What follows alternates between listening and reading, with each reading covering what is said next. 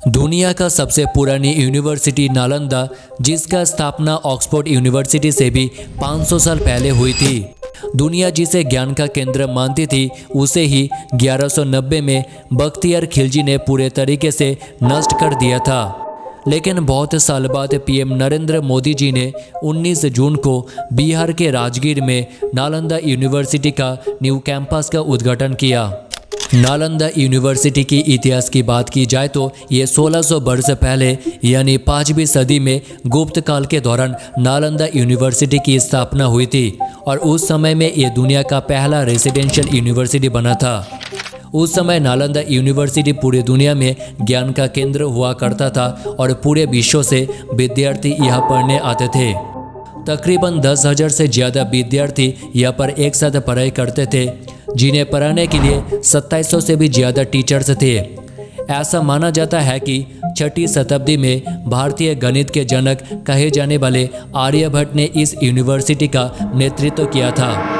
University नियमित रूप से अपने सर्वश्रेष्ठ स्टूडेंट्स और प्रोफेसर को चाइना, कोरिया, जापान, इंडोनेशिया और श्रीलंका जैसे देशों में बौद्ध शिक्षा और दर्शन के प्रचार के लिए भेजता था।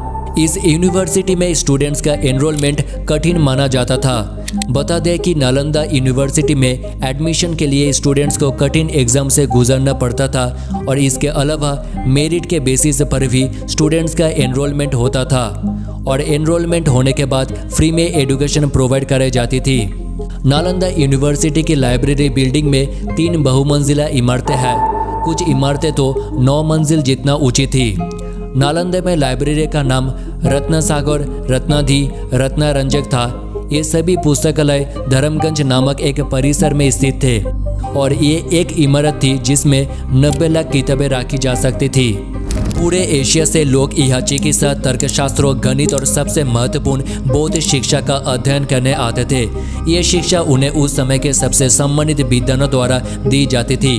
दलाई लामा ने एक बार कहा था, हमें जो भी बौद्ध ज्ञान प्राप्त हुआ है उसका स्रोत नालंदा ही है। स्कॉलर बताते हैं कि जिस हमले में नालंदा यूनिवर्सिटी तबाह हुई वो इस यूनिवर्सिटी पर पहला हमला नहीं था। उससे पहले 5वीं शताब्दी में मिहिरकुल के नेतृत्व में हुर्नों ने इस पर हमला किया था। दूसरी बार फिर 8वीं शताब्दी में बंगाल के गौर राजा के आक्रमण से इसे गंभीर नुकसान हुआ था। 1190 के दशक में तुर्क अफगान सेना जनरल बख्तियार खिलजी बौद्ध ज्ञान के इस केंद्र को मिटा देना चाहता था। ऐसा कहा जाता है इस यूनिवर्सिटी में इतनी किताबें थी कि पूरे 3 महीने तक आग जलती रही थी। लेकिन सबके मन में यह सवाल ज़रूर आया होगा कि आखिर खिलजी ने नालंदा यूनिवर्सिटी पर हमला क्यों किया। कुछ स्कॉलर ऐसा कहते हैं कि नालंदा को इसलिए नष्ट किया गया क्योंकि इसकी शिक्षा इस्लाम से कॉम्पीट करते हैं। हालांकि बौद्ध धर्म को उखाड़ फेंकना इस हमले के पीछे एक प्रेरक शक्ति हो सकती है, लेकिन इसके बारे में आप लोगों को क्या लगता है कमेंट सेक्शन में ज़रूर बताना और ऐसे ही और इंटरेस्टिंग वीडियो देखने के लिए चैनल को ज़रूर सब्सक्राइब कर देना। थैंक यू, मिलते हैं नेक्स्ट वीडियो में।